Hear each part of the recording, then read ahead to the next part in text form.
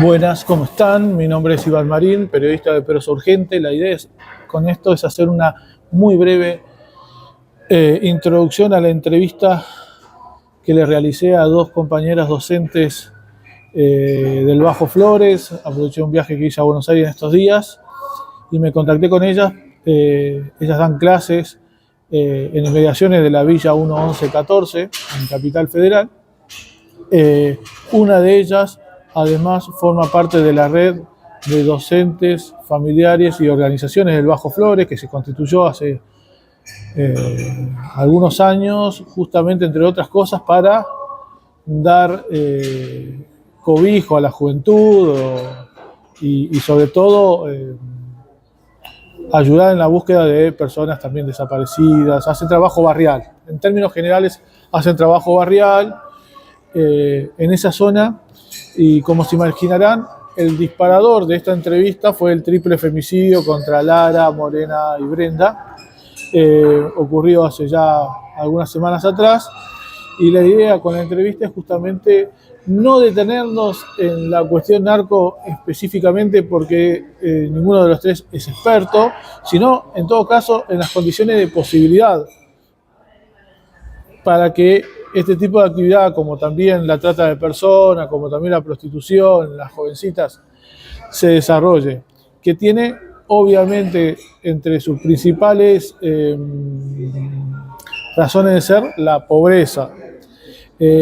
Obviamente que en todo este marco charlamos del narcomenudeo y demás, pero no puedo dejar de señalar en esta introducción que los grandes narcotraficantes no se encuentran en las villas, sino que se encuentran en los barrios privados, son gente muy acaudalada y demás. Bueno, te sugiero que veas la entrevista hasta el final, es muy interesante, tocamos un montón de temas.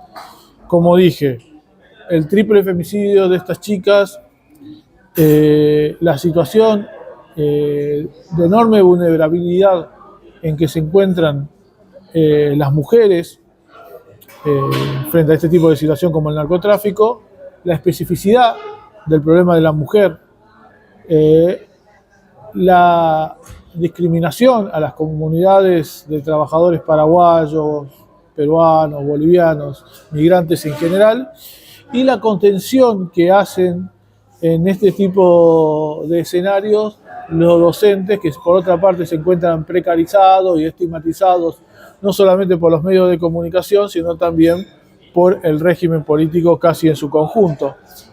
Entonces, nada, te voy a pedir además, como siempre, que te suscribas al canal, que es gratuito, que le pongas me gusta, que comentes y que difundas esta entrevista, que me parece que es muy interesante y ojalá sea el disparador para que también ayude a colaborar para cubrir estas situaciones desde una perspectiva distinta a la de los medios hegemónicos. Así que bueno, te dejo con la artística del canal y posteriormente la entrevista con las tres compañeras. Vas a encontrar que la cámara filma a una mochila porque decidimos, por una cuestión de seguridad, no mostrar las caras de las entrevistadas, aunque ellas no estén pasando ninguna situación complicada en este momento. La situación, en términos generales, es densa. Y también vas a encontrar el logo de Prosa Urgente porque justo estábamos en una confitería, atrás había una persona y no quería que saliera su cara. Bueno, pasamos a la entrevista.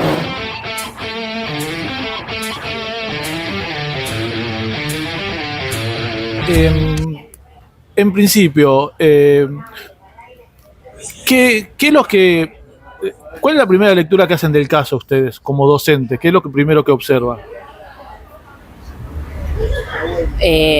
Nosotros desde la red de docentes, familias y organizaciones del Bajo Flores, la primera lectura que hacemos, y como dijimos en varios medios, es que este triple femicidio es el extremo cruento de todas situaciones que venimos denunciando desde hace por lo menos más de 10 años, ¿no? Que es la precarización de las vidas adolescentes y jóvenes en los barrios populares, ¿no?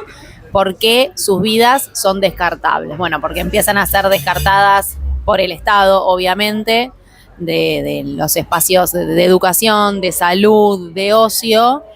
Entonces, las adolescentes, en este caso voy a hablar de las mujeres, ¿no? Porque estamos hablando del triple femicidio, las adolescentes, para buscar, digamos, alguna referencia, ya sea en ocio, en disfrute, en deseo, se atreven a ponerse en riesgo, ¿no?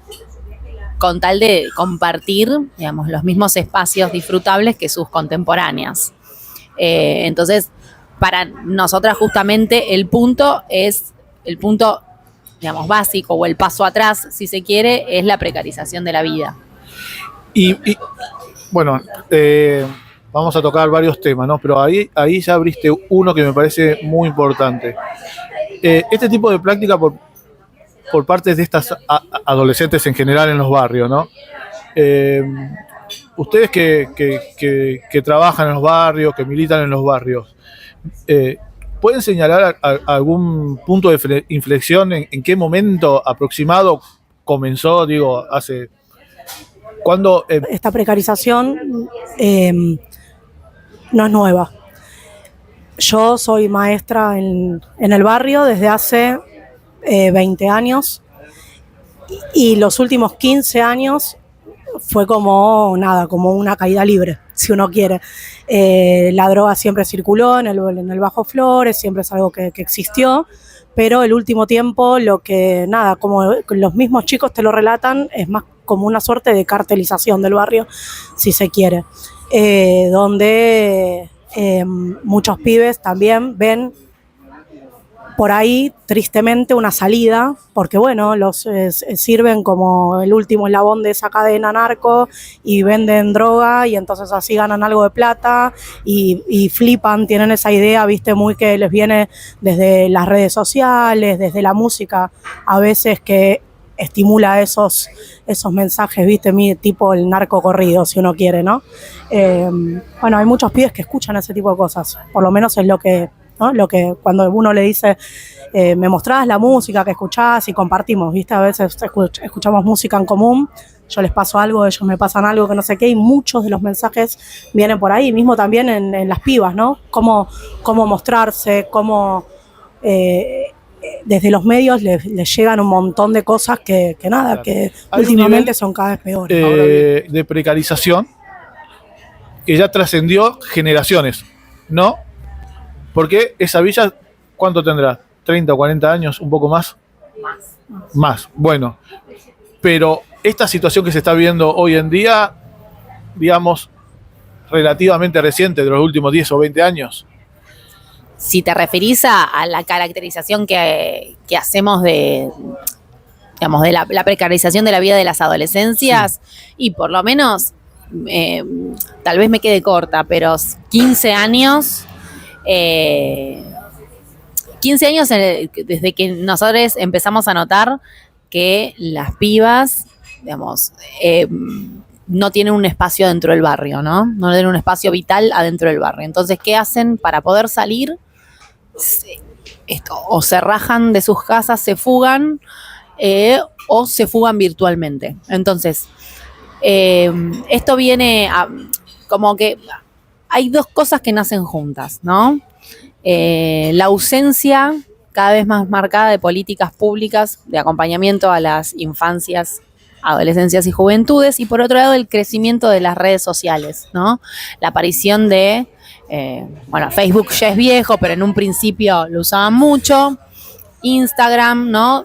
¿Por qué mencionan las redes? Porque las pibas que no tienen un espacio vital en el barrio y que viven sus vidas encerradas, ¿no? Por eso el lema de las redes, ni encerradas ni desaparecidas, con vida y con derechos todas las pibas, encerradas reproduciendo tareas domésticas y laborales también, por ejemplo, desde el cuidado de hermanites, lavado de ropa, preparación de comida, cenas, bla, o ayuda para sus familiares en cuestiones de costura y todos esos trabajos ilegales. Cuando las pibas se ven en esa situación, ¿qué hacen? Empiezan a salir a través de las redes. Son situaciones que las exponen, ¿no? ¿Cómo se sale a través de las redes? Y generalmente mostrando por demás el cuerpo, ¿no? Exponiendo el cuerpo, porque es lo que hace que consigas, que tengas una acumulación de likes, ¿no? Yo te preguntaba esto, ¿sabes Sí. por qué? Porque a lo que voy, vos me estás contando aproximadamente 15 años que está ocurriendo. Sí. Esto. Estamos hablando de más de una generación al menos. Es decir, que Ajá. estas pibas posiblemente hayan visto a sus propias madres, a sus propios padres, abuelos. Exactamente, sí. Lamentablemente se van criando también en un contexto que va facilitando eso, digamos, ¿no? Exactamente, creo que más que nada es las generaciones son madres e hijas, ¿no? Las que podemos ver en este tipo de situaciones de exposición. ¿Por qué? Y porque justamente por las edades, ¿no? Seguramente muchas de las pibas que nosotros buscamos hace 15 años atrás, hoy en día son madres de adolescentes, que también estarían en esta situación, ¿no? De exposición en las redes y de exposición en la vida real, ¿no? Pero bueno, lo que te quería marcar es que a la ausencia de políticas públicas, ¿no? De acceso para adolescentes y jóvenes, se le pliega el uso problemático de las redes y eso hace un combo destructivo. ¿Por qué? Porque a través de las redes también se accede a espacios de vulneración, ¿no? Ahí generas esto, la acumulación de likes trae la acumulación de amistades entre comillas que no son tales y esas amistades te llevan a lugares de riesgo justamente. Esto los primeros casos que acompañamos tenían que ver con el grooming, ¿no? Que es el acoso virtual. Bueno, ponete tal ropa, sácate una foto así, mándame un video. Bueno, y eso a cambio de algo, ¿no? Que tal vez no hay un intercambio sexual, pero sí hay un intercambio con el cuerpo, ¿no? Y después de eso vienen los rajes, ¿no? Que son las desapariciones. No sé si alguna vez habrán visto los flyers de la red donde buscamos adolescentes. ¿Son relativamente habituales las desapariciones en la zona? Sí, de hecho nuestra red nace justamente denunciando las situaciones de acoso virtual y buscando pibas que desaparecen. Y que desaparecen y vuelven, ¿no? Y estas desapariciones justamente están vinculadas con no soportar más los encierros y buscar disfrute en lugares que son precarios, ¿no? Pero son precarios y además peligrosos. Viste que vieron en realidad que con este triple crimen también se llevó adelante un debate, o se está llevando adelante un debate a ver si hubo femicidio o no femicidio, ¿no? Algunos sectores debaten honestamente, otros claramente son reaccionarios, ¿no? Bien de derecha, pero en concreto, ¿cuál es la especificidad del problema de la mujer en estos sectores? Mira, por un lado, tiene que ver con esto que te decía la compañera, de que nada, que las que quedan más expuestas son las adolescentes, las niñas, las mujeres, en estos contextos de vulnerabilidad. Porque el cuerpo que es mercantilizable es el de las mujeres. Entonces, como que también al mismo tiempo de que quedan expuestas a estas situaciones con gente que supuestamente conocen y no conocen, también al mismo tiempo puede pasar que muchas vean a la prostitución, ponele, como una forma de salida de esa situación, sin poder, bueno, en el momento sopesar todos los riesgos a los que te expone, aparte, bueno, ¿no? de la degradación que tiene que ver con eso. Entonces, en ese sentido, como que la situación de las mujeres es más compleja. Porque encima estamos frente a una cuestión, digamos, porque bueno, está bien, suelen haber cifras donde evidentemente hay más varones que mujeres asesinadas en la cuestión narco, pero en este caso en particular estamos hablando de que el narco con la trata de personas y sobre todo con la prostitución están entrelazados en última instancia. Y en este caso en particular estamos hablando de 3 chicas de sectores populares que se vieron obligadas, creo yo, a prostituirse, y ahí es claramente un problema de género, ¿no? En principio nosotras desde la red no consideramos ni a la trata ni a la prostitución como el único factor que lleva a las pibas a vulnerar sus vidas ni sus derechos. Bien. Esto que mencionás de los varones y las mujeres, digamos, no sé si son más varones los que mueren dentro del mapa narco, sino que hay una división, ¿no? del territorio en el cual los varones lo que hacen es exponer sus vidas, disputan su masculinidad a los tiros en el barrio, ya sea no sabemos si es por participar en verdad de un circuito narco o de una ranchada, o se ha conformado una suerte de construcción de la masculinidad barrial a través de esto, del tiroteo y la ranchada, ¿no? Una cuestión cultural. Entonces, también. Es una cuestión, sí, de participación y de pertenencia, ¿sí? Que a veces no tiene que ver con el circuito narco, porque son cosas muy capilares, que lo mismo sucede con la trata. Nosotros no decimos que no existe la trata, por supuesto que existe, seríamos unas ilusas y unas irresponsables si decimos que eso no ocurre. Pero tal vez hay algo, y esto me parece importante decirlo, hay cuestiones más capilares que tienen que ver con la circulación de los cuerpos de las adolescentes en el barrio, que no se ve tanto, ¿no? No se caratula como trata y tal vez es más difícil de atacar, ¿no? Es más difícil de atacar o de encontrarle una solución. ¿Qué sería? A ver, como por ejemplo.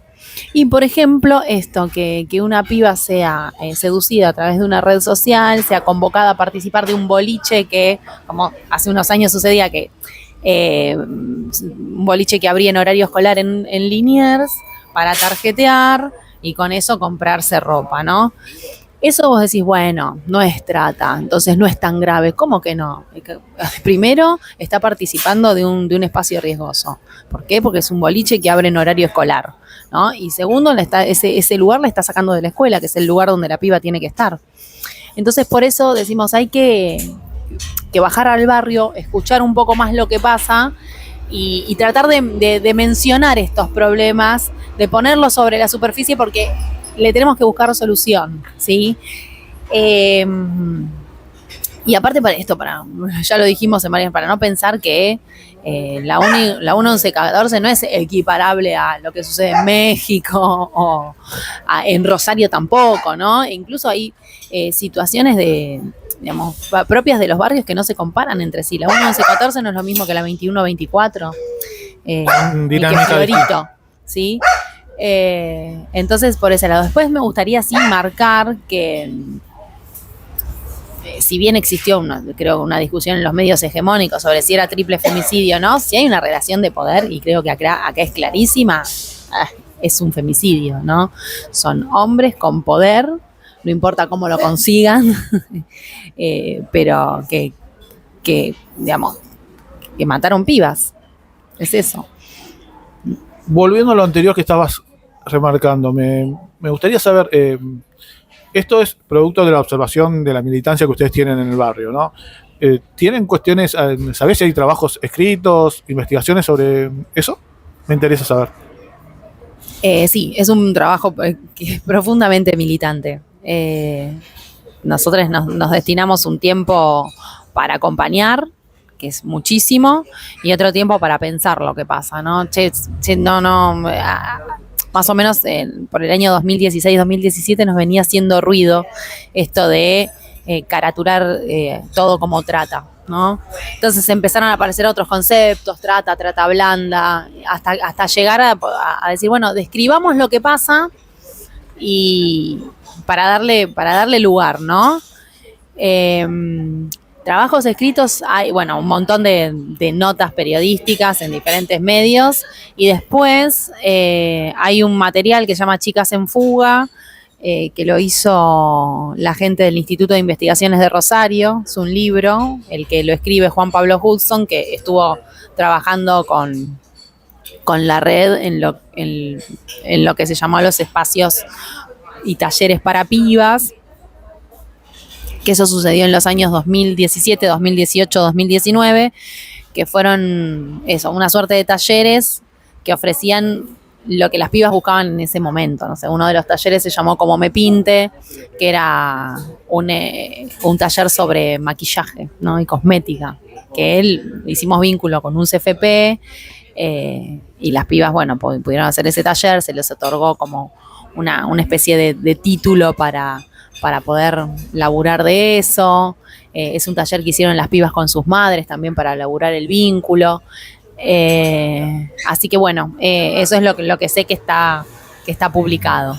¿Qué impacto tuvo, o notan ustedes, qué impacto tuvo este triple femicidio en el barrio? ¿Notaron alguna diferencia entre antes y después? En los pibes, digo, en los pibes, en las pibas. Lo que comentaron los pibes y las pibas justamente es en los primeros días la presencia de más policía, ¿no?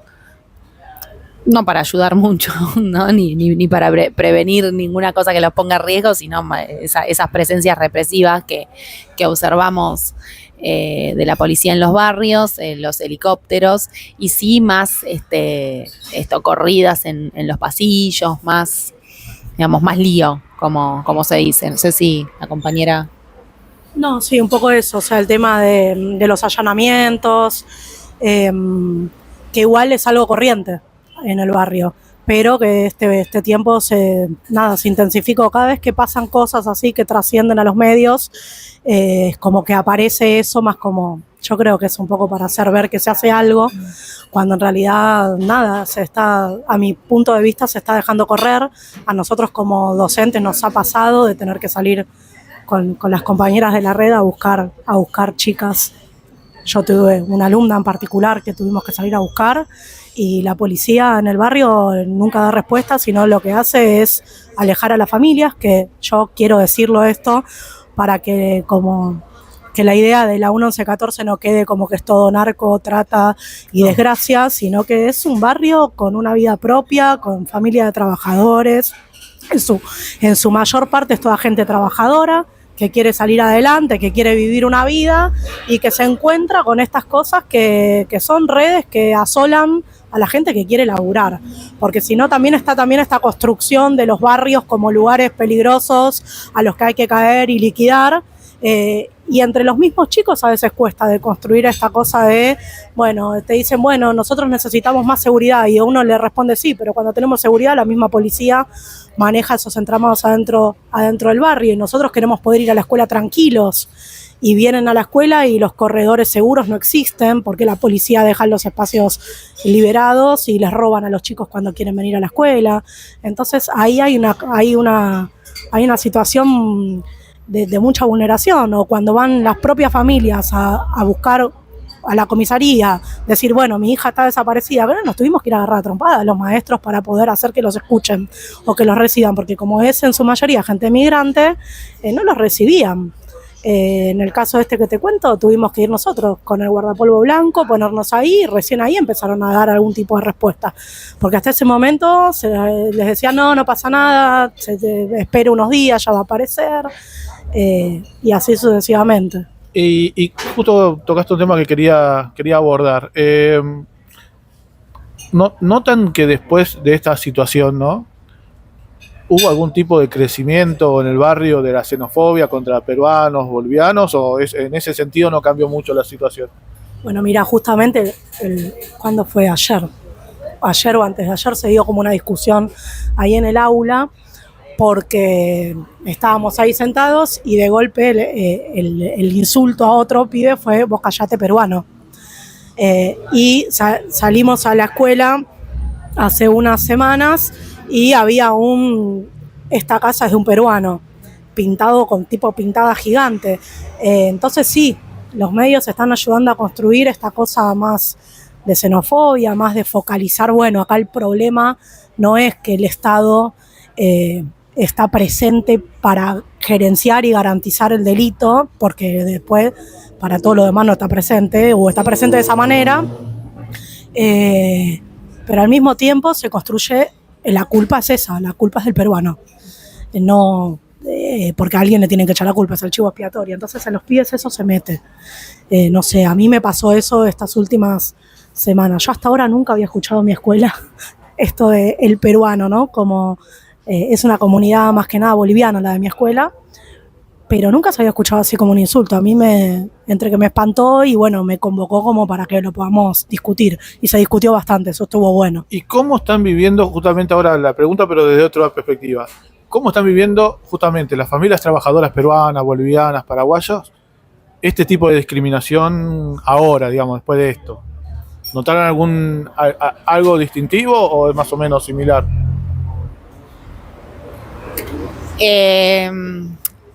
Primero que acuerdo con esto de la construcción del enemigo, justamente para sacar responsabilidad al Estado, ¿no?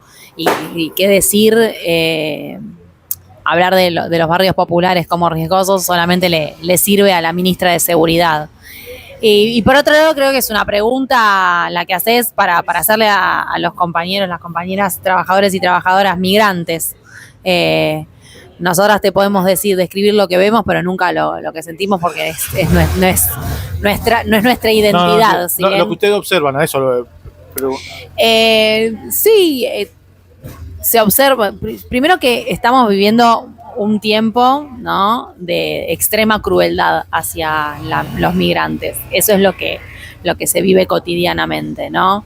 Esto de querer sacarles la posibilidad de acceder a los centros de salud, de que sean atendidas sus necesidades clínicas, amenazar con la falta de vacantes en espacios educativos.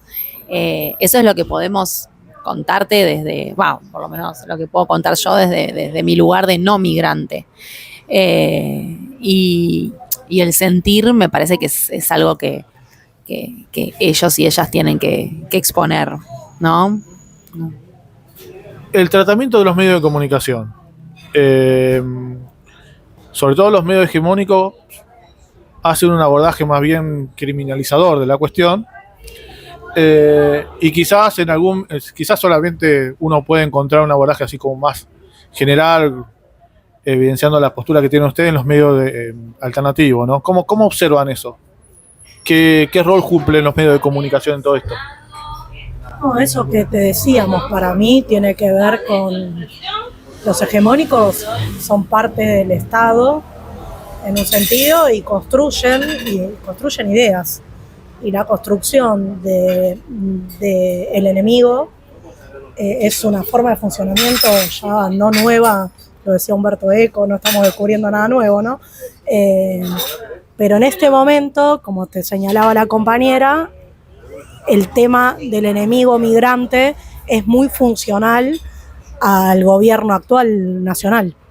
Y acá en Ciudad de Buenos Aires tenemos aparte la particularidad de que el gobierno de la Ciudad de Buenos Aires también tiene esa política antimigrante. Entonces, construir esto, son todos peruanos los que matan, son todos peruanos los que hacen el narco y demás, tiene esa finalidad, es una finalidad clara, o sea, hay toda una restricción en lo que es la política migratoria. Nosotros aparte, en séptimo grado estamos trabajando con la cuestión de migraciones globales y demás, y estuvimos viendo ahí cómo se fue recrudeciendo, no solo acá en Argentina, sino a nivel mundial, la política migratoria, y bueno, es una cosa que es de este tiempo. Entonces los medios de comunicación están insertos en ese entramado, ¿no? Bueno, como para ir cerrando, me gustaría saber ¿cuándo fue que se conformó la organización de ustedes? ¿Por qué fue? ¿Y cómo están trabajando? Digamos, ¿cuál es el rol que tienen dentro del barrio? Bueno, la red de docentes, familias y organizaciones del Bajo Flores se conformó en el año 2015. Justamente por eso fueron un grupo de docentes que recibía situaciones de alumnas, ¿no?, que eran acosadas a través de las redes sociales y luego que desaparecían, ¿no? Justamente se conformó para dar respuesta a estas dos problemáticas. Después esto se amplió, se trabajó sobre protocolos de búsqueda, de asistencia a las familias en el momento de la desaparición de las chicas y en la vuelta de las chicas. Y después es una red multiforme. Por ejemplo, en la pandemia se hizo lo que se llamó el relevamiento comunitario, que como ustedes saben el gobierno nacional en ese momento cercó los barrios populares, los militarizó, porque puso al ejército a cercar, ¿no? Y a no permitir que la gente entre y salga de los barrios, ahí inhibiendo la posibilidad de que accedan en un momento de pandemia a un barrio que no tenía agua, inhibirles la posibilidad de que salgan o a buscar agua o a atenderse en un hospital. Bueno, en ese momento la red lo que hizo fue atender las demandas de los vecinos, hacer un relevamiento, de ir casa por casa a ver si tenían algún bolsón de comida, si tenían la medicación necesaria, si había situaciones de violencia de género, bueno, un montón de situaciones que después se intentó dar respuesta también de manera comunitaria, ¿no? Como buscando donaciones para que todo el mundo tenga algún bolsón. En ese momento los bolsones llegaban más que nada por las escuelas. O sea, si vos estabas encerrado en tu casa y no tenías ningún niño en edad escolar, tal vez no te llegaba comida. Entonces, bueno, la red en ese momento se ocupó de esas cosas. Después, se crearon espacios para mujeres no adolescentes, ahí recepcionando justamente todas las demandas que tienen, las violencias que sufren. ¿Han sufrido amenazas por su labor militante ahí en el barrio ustedes? ¿Complicaciones? Al principio hubo situaciones ahí de amenazantes, pero bueno, siempre con ayuda de compañeras que están más, digamos, cercanas a la justicia, se pudieron paliar. Y también con organización comunitaria, ¿no? De cuidado. Nosotras tomamos decisiones todo el tiempo sobre cómo cuidarnos, cómo tener nuestra propia seguridad, no por tener gente que hace de cordón en el barrio, sino porque, bueno, nos cuidamos entre nosotros y nos damos una seguridad entre nosotras con esto, tomando decisiones sobre cómo queremos salir en los medios, sobre cómo acompañarnos adentro del barrio, afuera también, así que, bueno, esas cosas. Buenísimo, no sé, ¿algo para cerrar que quieran decir? No, que en las escuelas las familias acompañan mucho a las escuelas. Y eso está bueno. O sea, porque esto le preguntabas, la compañera está mucho más expuesta, es parte de la red. Yo no soy parte de la red, eso lo quiero aclarar también para que se entienda un poco, que puede haber en cosas que yo diga, cosas que no son propias de la organización.